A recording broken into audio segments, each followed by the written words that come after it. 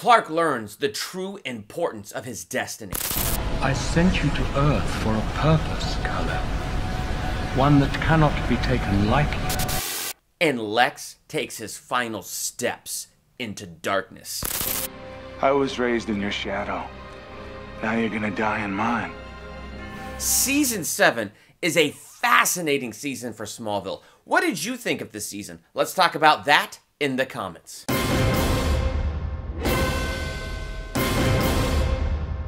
Welcome to Durbania. I'm Durbin, and this is my theological review for Smallville Season 7, Beware What You Seek. Now that, to me, is the theme of Smallville Season 7, Beware What You Seek.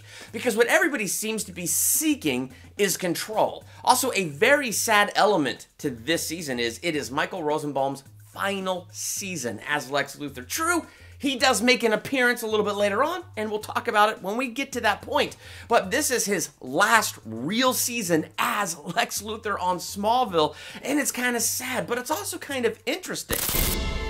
I must admit, Clark, this is a big step up from the barn.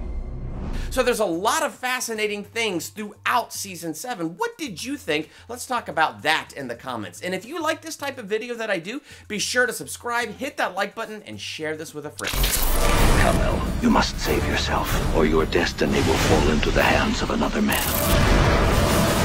I'm sorry, but it has to end this way.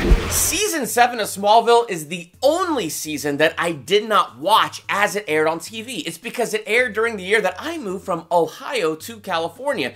And then I met my wife Laura and started dating her, and it was all over. So yeah, I never watched Season 7 as it aired. But right before Season 8 premiered, I went out and I bought the Blu-ray box set of Season 7, and I binged every episode in like 2 days.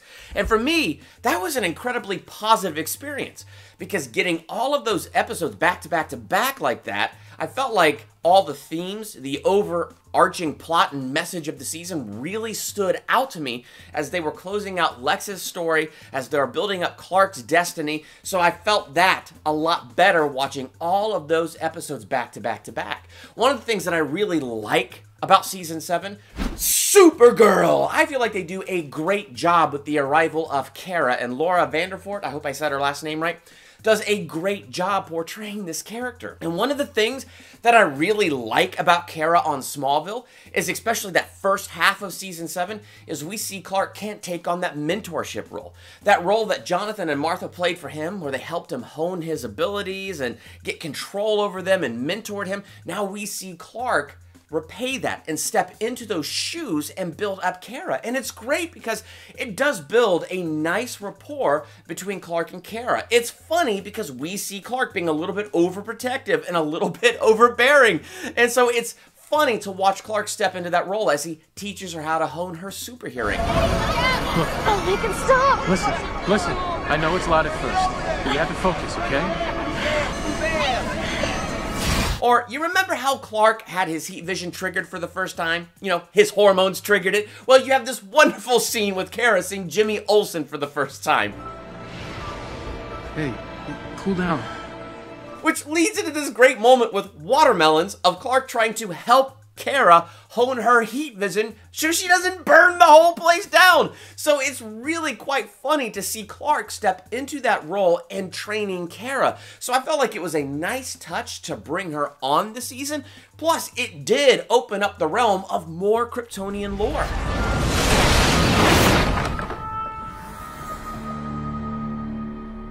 My dear Kara, you're all right. All that I know about Kara's father, Zor-El, comes from Smallville. I don't know anything about Zor-El outside of Smallville. So honestly, I think what they did with Zor-El was really cool. I just feel like they should have spent more time on it. Now, I get it. They had different themes that they wanted to do this season, so it felt like this was kind of shoved in there, and yet this was incredibly interesting. So this is where I wish they gave us more episodes, because there was this episode Blue where basically Clark has Kara's crystal.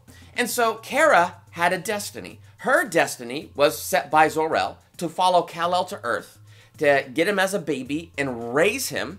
And then, you know, Zor-El would be cloned through his science. Lara would be cloned through his science. Zor-El and Lara, Clark's mother, would finally be together to repopulate the Earth with Kryptonians as they destroy humanity and create a brand new Krypton. This is the destiny Zor-El wanted versus the destiny Jor-El wanted, which is a good hope and a good future for Kal-El to save the Earth and to save the human race.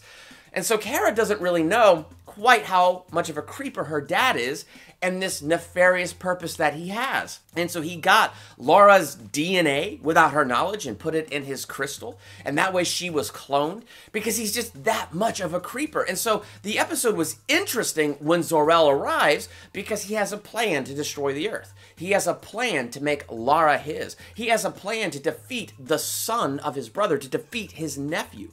In fact, when Lara is cloned through that crystal, one of the things that gets cloned and recreated is a blue kryptonite ring. Yes! New kryptonite this season, blue kryptonite, which only takes away the powers of a Kryptonian and makes them normal. Zor-El, having been to Earth more than Lara, knew that. But Lara didn't quite know that. And that ring was a victory ring that Jor-El wore, so she wanted to honor her son by giving it to Kal-El, not realizing it would get stuck on his finger and for some reason be unable to take off, and he would have no powers.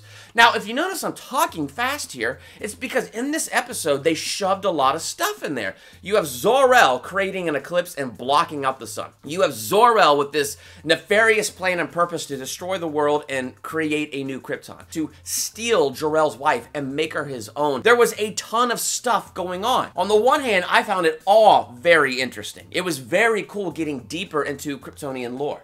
But the way that Zor-El was defeated is Clark simply broke the crystal and they all disintegrated. And we're supposed to feel emotion when that happens because in order to save the entire planet, he had to destroy even his mother's clone. Like, that's what he had to do. He had to destroy that crystal. It was the only way. And I didn't quite feel the emotion by the end of that because I felt like I needed at least 3 episodes of that. I mean, there's a lot to unpack. Clark's deception. How did the technology in the crystal realize, oh, Kara's not doing anything, so let's call out to Clark. You must come to the fortress. So I love and appreciate that we got deeper into Kryptonian lore. It was very cool what they were working on doing, but then they kind of did it really quick. And here's one of my favorite moments. Jor-El's vessel. I love that! I mean, here is a mere mortal staring down a Kryptonian and he sneers at him! It's awesome! That's also the same episode where Kara gets, like, beamed out of the fortress, her powers taken away, and she was given amnesia. And she ended up in Michigan. And what that felt like is, after a lot of cool stuff with Kara, just felt like, well, we gotta do the Clark stuff now. So let's tuck Kara away somewhere far away, like Michigan, and take away her memory and her powers, and then we could come back to her when we're ready for that part of the story to continue on. So her amnesia was kind of cool. It did have some pretty cool things because you got to see how dark Lex Luthor is, how he was trying to manipulate her the same way when Clark lost his memory. Like, so many cool Kara-Clark parallels. Like, Clark saves Lex by diving into the water, ripping the roof off his car, and saving him in episode 1. The first episode with Kara, when Lex is in the police car underwater, she rips off the roof and saves him. So they do cool little parallels like that, and I think it's a lot of fun. So here she is having no memory, and we see Lex doing the same thing he did for Clark in season 4 when Clark had no memory. Just doing what he can to take advantage of that situation. So there were cool things that came of the amnesia. I just feel like it went a little too long. And then we have Brainiac return. I love that he returns. I am the brain interactive construct. No matter my form, my intellect remains formidable. Do not underestimate me. But one of the interesting things about his return is apparently he has time travel capabilities. So he takes Kara, and they time travel to the past before Krypton is destroyed to kill Clark before he's born, and so that he will never exist on the Earth. I mean, if he had time travel capabilities, I could think of a million things he should have done instead of that. However, this did offer a very interesting storyline and moral lesson for Clark, so I am okay with the choice that they made. But the way this ends is Kara gets put in the Phantom Zone by Brainiac right then and there, and Brainiac takes the form of Kara, and so you get the end of season 7 without Kara, but it's Brainiac in disguise as her. So it is kind of interesting as you go back and forth what they did with Kara, but there's some things I wish they spent more time on. I wish they spent more time on Krypton when they went back in time. I wish they spent more time on stuff with Zor-El. But I'm happy for what I did get because it was pretty interesting.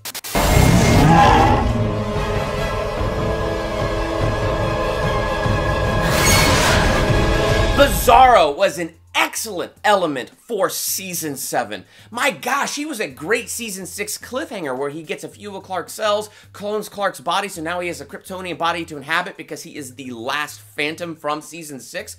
But I liked how they portrayed him, and one of the things I really liked is Tom Welling's performance.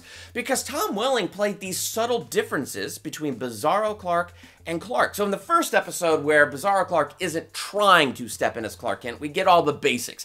He's the opposite of Clark. Everything affects him oppositely. Kryptonite gives him strength and power. The sun makes his skin turn to stone and it weakens him.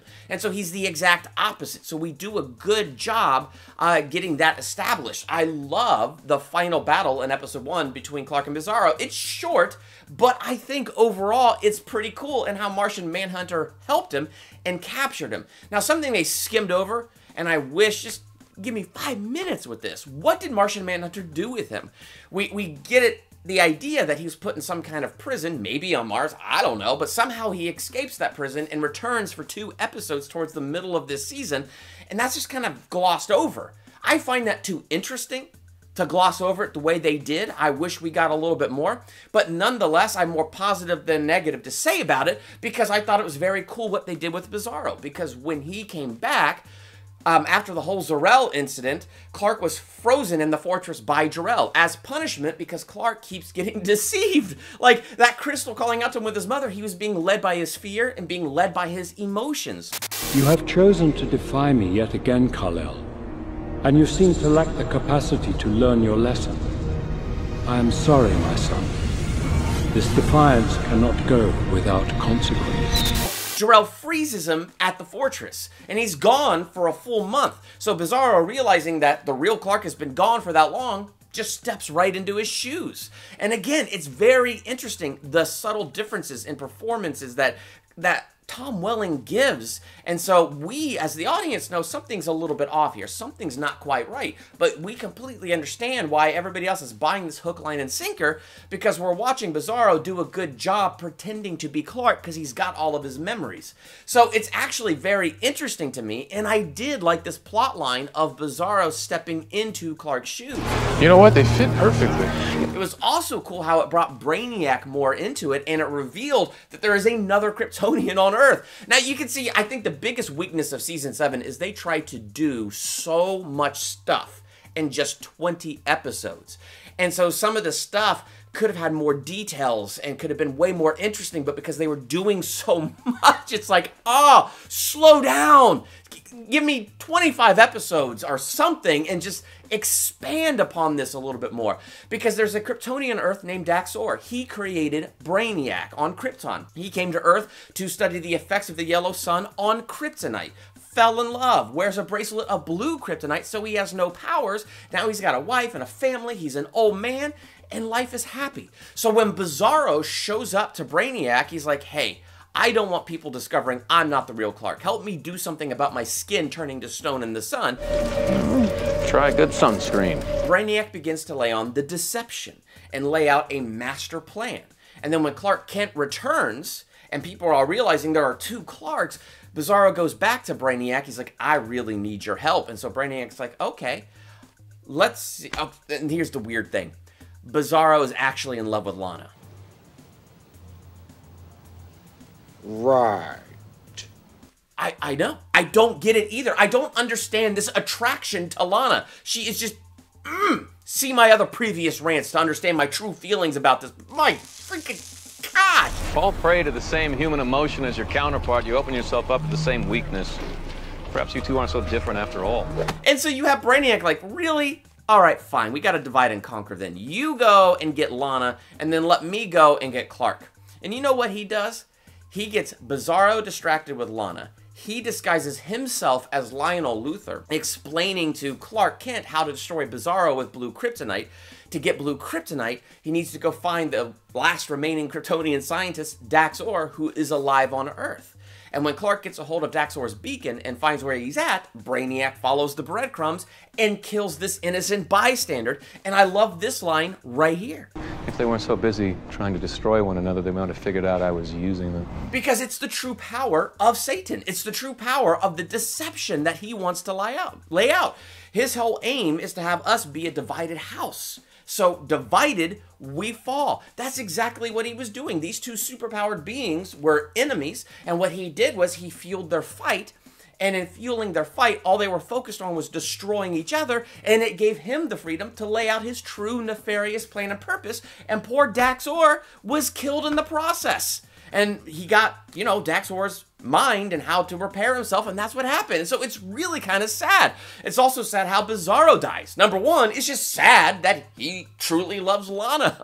And it's also sad that Lana felt more open to Bizarro, an evil being, than she did to Clark Kent. But it was easier with him, wasn't it? It was easier, Clark. He was more affectionate. He was more understanding. Is that really what you want to hear? I mean, here's Bizarro, like, making her feel comfortable in her darkness. Therefore, she feels comfortable with Bizarro. And that's what that whole thing is all about. So you have this moment where Clark can't be near Bizarro with the blue kryptonite because he'll have no powers. Even though you have this little moment here, I'm sorry, he dead. That's just how that worked, because he had no powers, and that hit would kill a mortal man. But anyway, Lana does hesitate, and I think it's an act, but at the same time, I think there's something real there. Because I really do think she fell in love with this guy.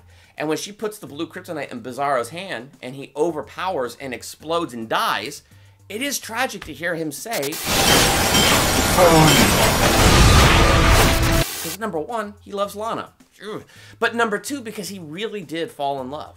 He started this whole game trying to just survive, and he ended up caring about more than just himself. So it was sad, like kind of this tragic ending to Bizarro. So all of that put together, I feel like they did a fantastic job with the character Bizarro with just 3 episodes in season 7. I do wish they didn't skim over some things and we got a little bit more. It could have made it a bit stronger, but as a whole, I thought it was pretty cool. I can't even look at you without you taking it the wrong way. Because you're looking at me like you wished I was someone else.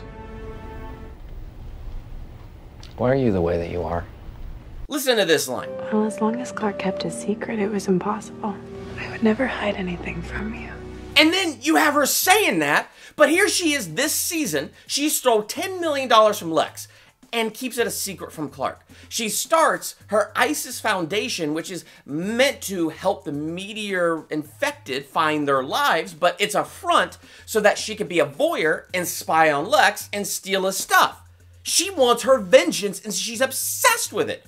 And she hides that from Clark. Oh my gosh! What about this whole thing where she pays somebody to kidnap Lionel Luthor in the name of protecting Clark? And a lot of people do horrible atrocities in Clark's name this season, and I think it really begins to tick Clark off, and it really begins to tick me off. Oh, Clark, you have to tell me everything, and we have to be so open. And then she keeps all of this stuff so secret. And what's worse to me is the episode where she gets Clark's powers.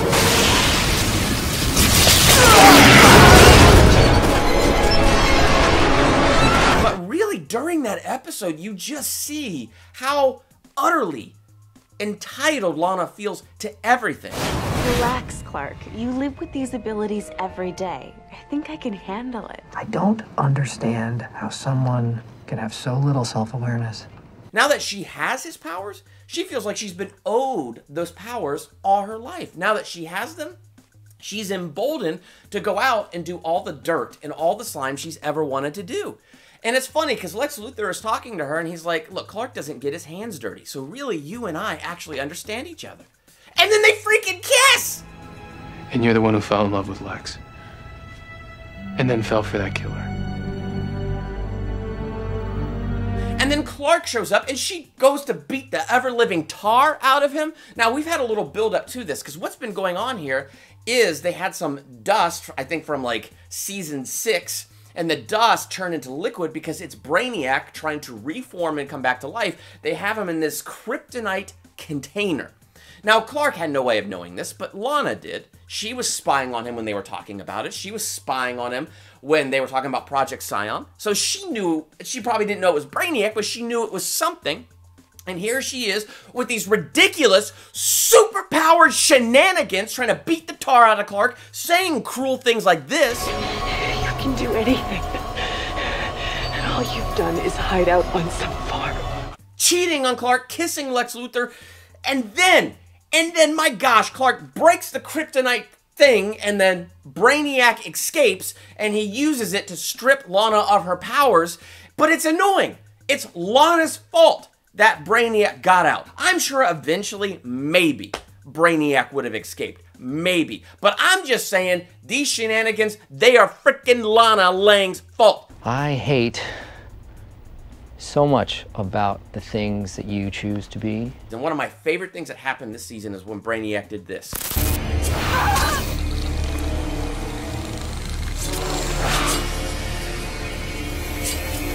Am I a bad person? The season was actually better for her absence. And it makes me angry because she's gone for a chunk of season 8 too, and the show is better until... Let's just get there when we get there. That'll be another rant for then. This is already too much. The other cool thing Brainiac does, and this is kind of back to positives, is the season finale, when he tries to do to Chloe what he did to Lana. In a way, he succeeds, but it's interesting because when he does his little mind thing to her, her healing power flares up. And I love this moment! What the hell are you? Freaking awesome! And then it leads Clark to this powerful moment. You could never deliberately take another man's life. And I love Brainiac taunting him with the "you don't kill." And then finally Clark is like, well, you're not human. You're not a man. And he kills him. But he doesn't. He doesn't, and we'll get more into that in season 8, because what happened with Chloe after Brainiac did what he did, it gets incredibly interesting. So I feel like that was a really cool setup, because Brainiac is honestly the coolest villain that Smallville has. One last negative before I get to the overwhelming positives of season 7. Poor Pete. That guy is so underused, and he gets to return this season, and it's a stupid gum commercial. The whole episode is a gum commercial. It's kryptonite gum that gives him stretchy powers. I'm sorry, Pete. You deserve better. But you are the Traveler. You hold the future of the entire planet in your hands. I'm here to take it back. This is Lex Luthor's final season of Smallville, and they did a fantastic job having him step once and for all into that darkness, into his destiny as the arch nemesis of Superman. I feel like they do such a good job with his character arc this season, because his character arc starts, he wants to try to be good again, okay? So he's been doing all this crazy cloning stuff in that dam. The cloning stuff that started, as far as we know, in season 2, when Lionel Luthor cloned Lana's old school friend, and she had that acceleration thing going on with her molecules, and she was super fast and all of that stuff. So here's Lex, like, taking that, building off of that, and doing his own clone stuff, which lays a solid foundation for season 10. But we'll talk about that when we get to season 10. It's just interesting.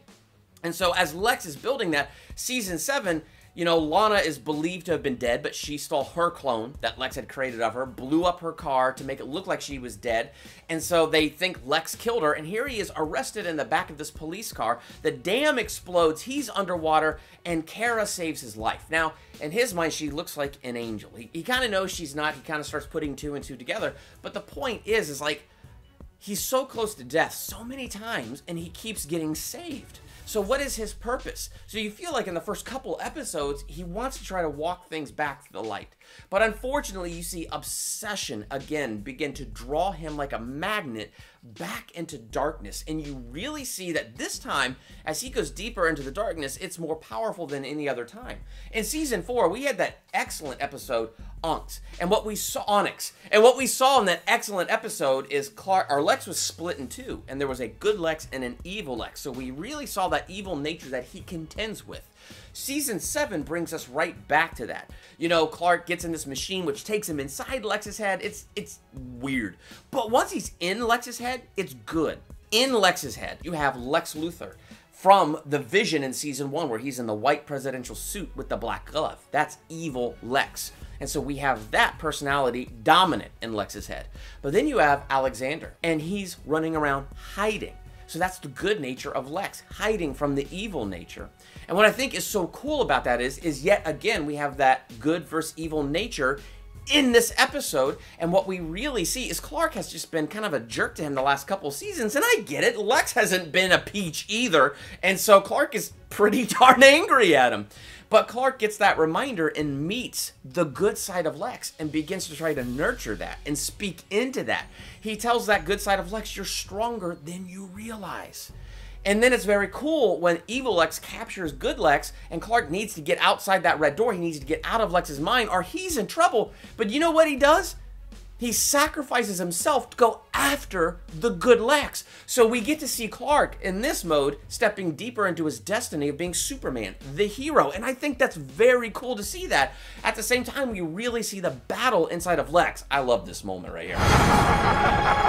I mean, come on, Michael Rosenblum's face is amazing. And since this is his last season, we need amazing moments like this. So the episode is weird and not the best, but these moments within this episode in my mind are so cool because what this builds to is Lex Luthor killing his father, Lionel Luthor.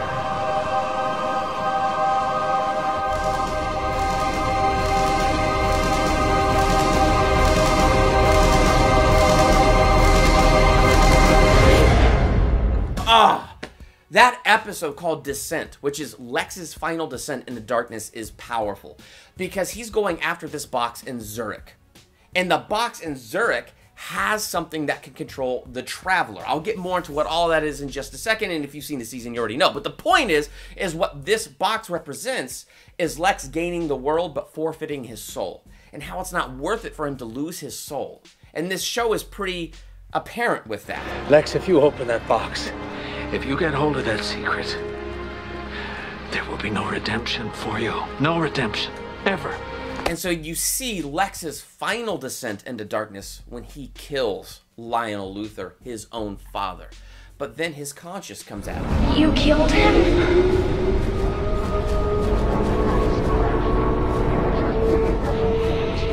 Killed Dad. Now, what's interesting to me is as you see Lex and Alexander having this conversation, it reminds me of those conversations we have with the Holy Spirit. Now, something the Holy Spirit does is he does convict us because he wants us to walk the road of truth. Can't run away, Lex. No matter where you go, I'll always be there. So Alexander is that convicting voice in Lex. You killed Dad? And here he is saying awesome things like this. You're still good inside you. I know it. I don't want your help. You still have me. So he's trying to coax Lex back to the light. But Lex says, you're holding me back. Lex grabs him by the collar and kills him.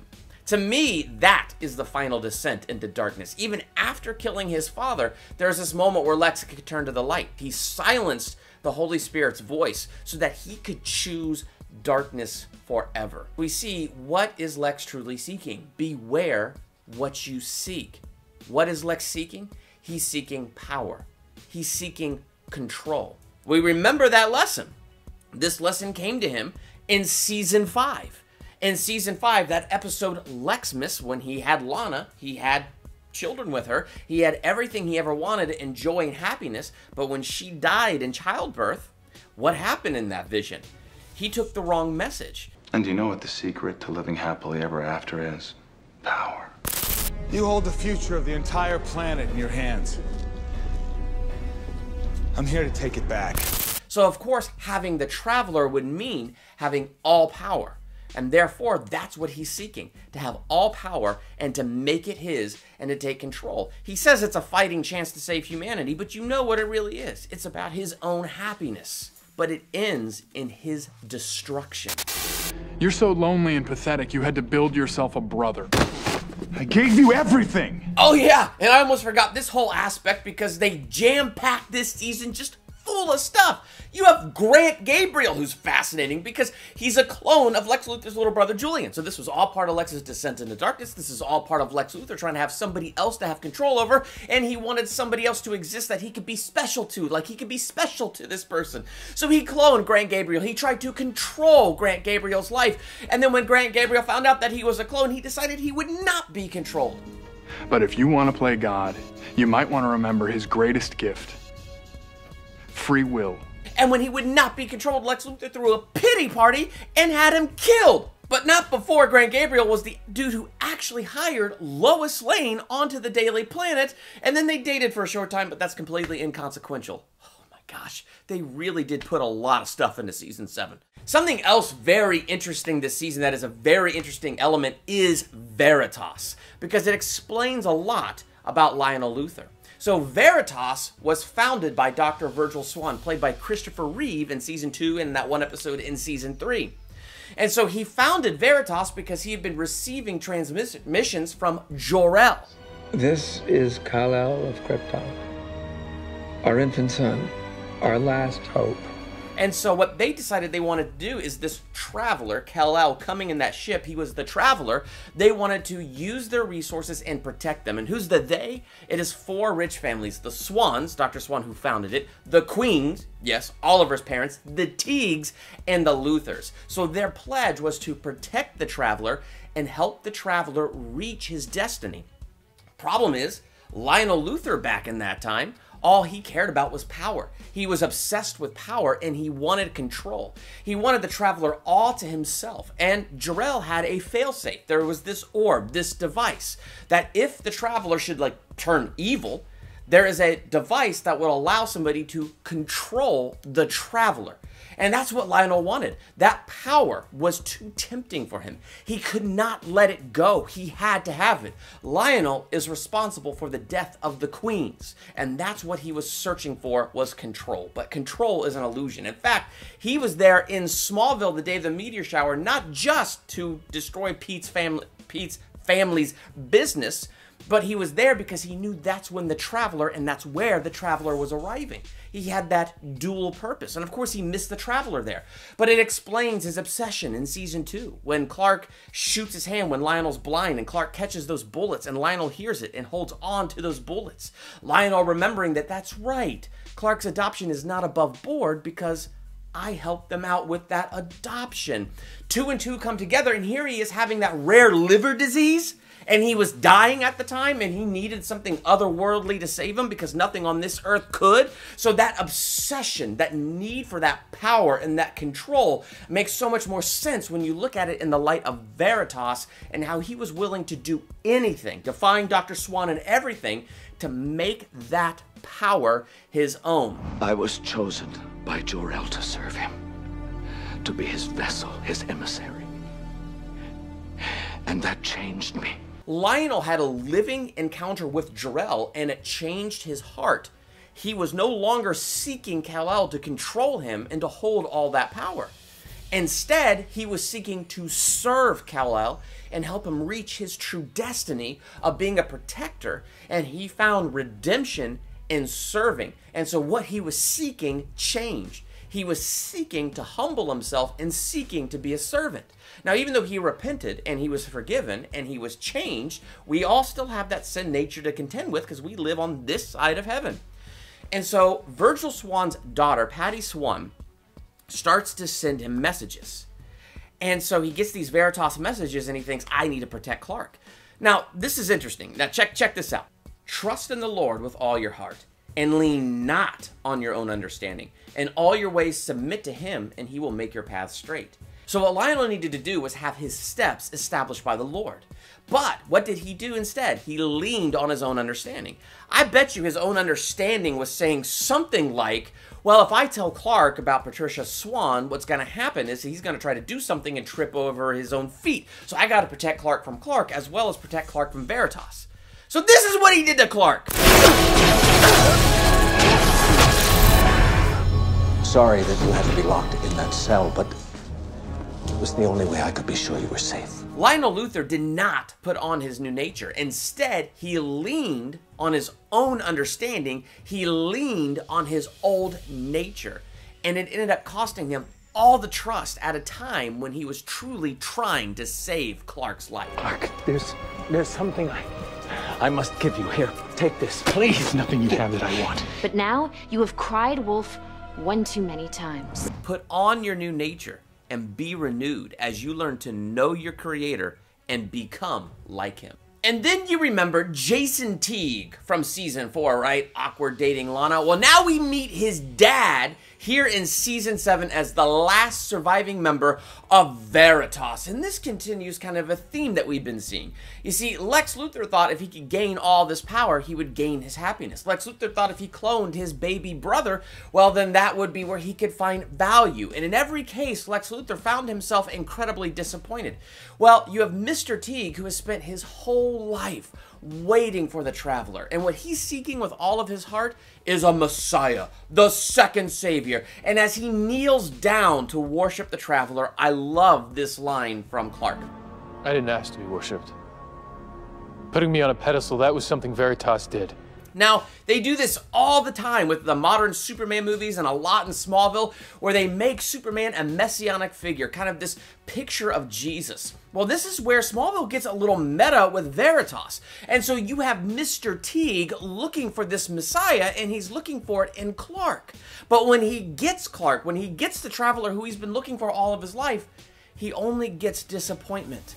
Because here he is thinking he's going to find his value and his life's worth in this Messiah who's going to save the world. But Clark is just a person. He's a superpowered person, but he's a person like you and me who is imperfect and trying to find his place in the world. He's a person like you and me working to overcome his weaknesses and become a better person. And when he didn't match what Teague had in mind, Teague strapped him down to an altar and tried to have him killed. Now, granted, it's because Lex Luthor was hot on the heels of the orb that would control him, so if he could get rid of the Traveler, then there's nobody to control. So yeah, there's a little element of that, but it's laced with his disappointment that the Traveler isn't who he expected to be. And isn't that how it is with us, how we have these false idols? The grass is greener on the other side, so we make a false idol of that greener grass. Maybe that greener grass is if I could have this career, if I can marry this person, if I could have $1 million, whatever it is, we take those things and set them up as idols. We put them where God should be, and we give our lives to them. Then when we cross the fence and we get the greener grass, we're left disappointed. Why? Because only God can fill that place in our heart. Only Jesus, the true Messiah, can fulfill it. So we need to come to him, the one and only Savior, the one and only true Messiah, who is the way, the truth, and the life, and allow his reality to fill us up. And sometimes we even take God and we make him into something fake and are disappointed with what we get. Because sometimes we take God and we shove him into a box. And we have expectations that we place on God. God, you're stuck in this box. You have to be exactly what I believe you need to be and nothing more. After all, he's not a tame lion. But he is good. God wants us to trash the box, to let him out of the box, and to just let God be God in our lives. Lean not on your own understanding. Well, it's part of who I am. And it's who I want to be. I'm proud that I was raised to care about people, and I am not going to apologize for it anymore. And then last but never least, good old Clark Kent. And I like Clark Kent's journey this season because we see what Clark is seeking is a balance in his life, trying to find that balance between his Kryptonian side and his human side. And I feel like as we watch Season 7, there are true moments of courage for Clark, where he takes steps out in wisdom and courage and is led by compassion. You could have ignored all the phantoms that escaped the Phantom Zone. But you chose to take responsibility and stop them. Even one more powerful than you. And so we have a lot of good, strong moments with him. But there's also those moments where he shrinks back, where fear is the emotion leading him. It's just really easy. Just up, and away. I don't have time for this. Come on, Clark! You've already flown! And this is crucial. Kara is trying to get Clark to be on equal footing with her and Brainiac so that it's 2 against 1. 2 Kryptonians that can fly. And Clark shrinks back at a crucial moment. And so we see him struggling to overcome that fear and have that balance between his Kryptonian side and his human side. But what's interesting is Clark Kent encountering conviction. Because what we see with Clark is that he is thinking his life has no real value. Ever since I arrived, all I brought is death and suffering. Meteor freaks, phantoms. Brainiac. How much better would life be if he was never on Earth? The meteor shower never would have happened. No Brainiac, no Kryptonian stuff, none of it. And that's what he's thinking. His life would be better for everybody's life would be better if he was never ever part of it. So when Kara and Brainiac go back in time with the goal of Brainiac killing baby Kal-El, Clark is like, why shouldn't I just let that happen? The world is better without me. But that is not true. And I love the episode that rips off the movie It's a Wonderful Life, because Jor-El gives Clark a peek behind the curtain. Brainiac still would have arrived. The meteor shower still would have happened. Kara would have still been on Earth. They needed Clark, his presence, his goodness, and his destiny. They needed his calling. They needed what he had to bring to the table, to bring protection, to bring goodness, to bring balance. Because what we find in season 1, when, you know, we have that vision of Lex in the white presidential suit, the black glove, bringing death to the world. Season 4, we see it's all this nuclear holocaust that he brings about. This season, we get the answer to that. That's Brainiac's nuclear holocaust. Milton Fine deceived Lex and was his chief of staff. And Milton Fine's idea was get nuclear codes, get Lex to nuke the world, then make Lex the vessel for Zod. Just like season 6, Lex gets possessed by Zod, and Lex and Kara repopulate the Earth with Kryptonians, and it becomes a new Krypton. And without Clark, the human race dies. So even in this vision where Clark sees, like, yeah, Lana stayed in Paris and was happy, and Chloe was getting married and was happy, their lives and all of it was going to be cut short. And Clark is the one that stopped that. Clark is the one that saves the world, even just by his mere presence. And what I love is that amazing reminder of how precious each of our lives are. You cannot question your destiny on this planet. I sent you to Earth for a purpose, Kal-El.